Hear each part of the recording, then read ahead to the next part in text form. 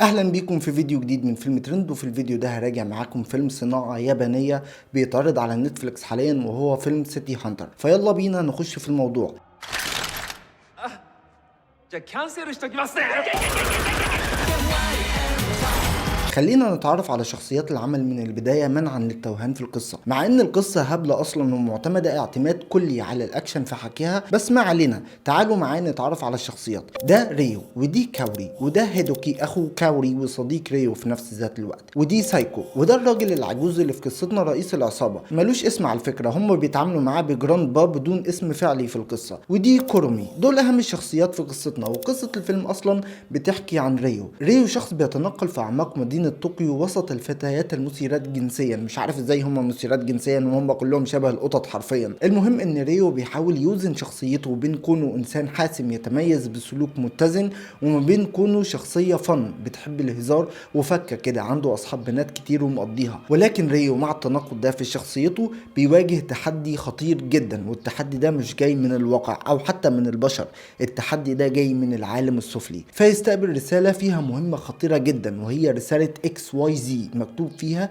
برجاء العثور على اختي. طبعا القصه هنا ملهاش اي علاقه بالمنطق، اتقالوا بس وكملوا المراجعه للاخر. ولو وصلتوا لغايه هنا فما تنسوش تعملوا لايك على الفيديو، لان ده بيساعدني في تقديم النوع ده من المحتوى. ويلا بينا نكمل الموضوع، وما تقلقوش طبعا لان انا مش هحرق اي حاجه في احداث الفيلم. المهم بعد ما ريو استقبل الرساله دي بيتحد مع صديقه وشريكه هيدوكي علشان ينفذوا النص اللي جوه الرساله ويدوروا على كورومي. وفي خلال رحله بحثهم عن كورومي بتحصل احداث شغب وفوضى وعنف في مدينة طوكيو، والاحداث دي كلها احداث غامضة مش عارفين مين المتسبب فيها بالظبط. بيمشي الفيلم على الخط الدرامي مع ريو وصديقه شوية، وينقل على الخط التاني في الاحداث وهو صعوبة حل المشاكل اللي بتحصل في المدينة من خلال مين؟ من خلال محققة الشرطة سايكو. وبعدها نرجع تاني لريو وصديقه هيدوكي ونواصل معاهم رحلة البحث عن كورومي.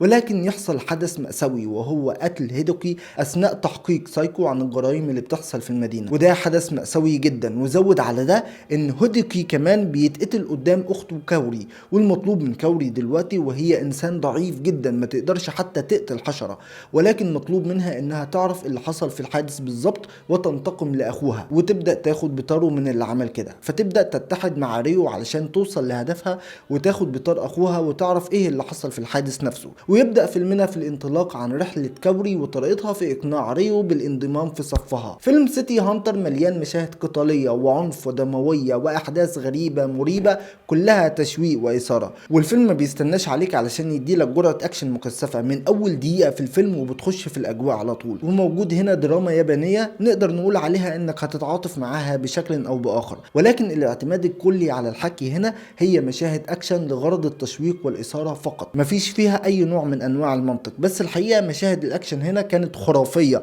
ومتنفذة حلو قوي، والسلو موشن بيتعمل في وقته حرفيا. والفيلم مليان ماستر شوتس خرافية وممتعة بشكل غير طبيعي، ودمج المزيكا مع المشاهد القتالية مع المشاهد اللي في الديسكو مع مشاهد الشرطة، وفكرة اظهار ان الشيء ده والقدرة اللي بتحصل مع كورومي دي جاية من العالم السفلي بجد كان جامد جدا. ما كنتش اعرف ان السينما اليابانية بتعمل افلام لايف اكشن بالجمدان ده. وخلينا متفقين ان الفيلم هو فيلم كوميرشال من الدرجة الاولى، فيلم كده تشغله مع العيلة علشان تاخد لك ساعتين من المتعة. وهم كمان حافظوا على ان الفيلم يكون فيلم عائلي، فمش هتلاقي مشاهد جنس هنا، وده اللي هينجح الفيلم لكونه فيلم عائلي ويتشاف من كل الفئات. مع ان اللي انا اعرفه ان الجنس في اليابان متاح، انت ممكن تمارس مع كلاب لو انت ليك في الكلاب، بهزر طبعا، بس حقيقي الفيلم خالي من المشاهد الجنسية وده شيء عظيم. في بس كام افيه وملابس خليعة شوية، وده طبيعي لان هي دي ثقافتهم. عموما علشان مطولش عليكم، فيلم سيتي هانتر فيلم جميل والايديتنج فيه عظيم جدا، كل قط ورا التانية مع المزيكا والفيجوال افكت مديه للفيلم رونق خرافي